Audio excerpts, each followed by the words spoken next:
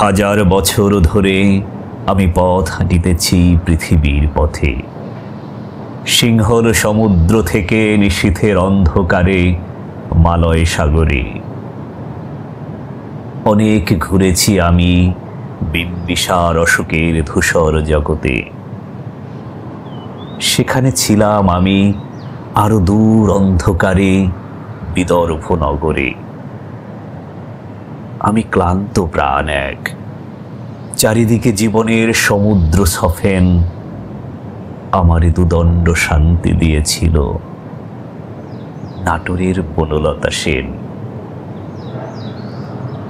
চুল তার কবেকার অন্ধকার বিদিশার নিশা, মুখ তার শ্রাবস্তির কারুকার্য।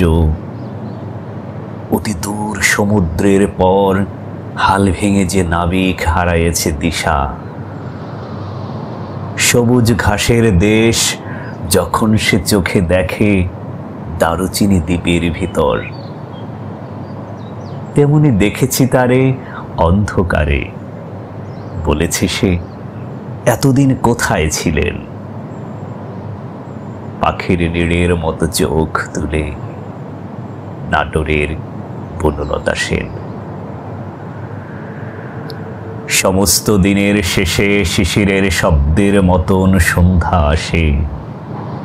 ডানার রৌদ্রের গন্ধ মুছে ফেলে চিল। পৃথিবীর সব রং নিভে গেলে পাণ্ডুলিপি করে আয়োজন। তখন গল্পের তরে জোনাকির রঙে ঝিলমিল। সব পাখি ঘরে আসে, সব নদী ফুরায় জীবনের সব লেনদেন। থাকে শুধু অন্ধকার মুখোমুখি বসিবার বনলতা সেন।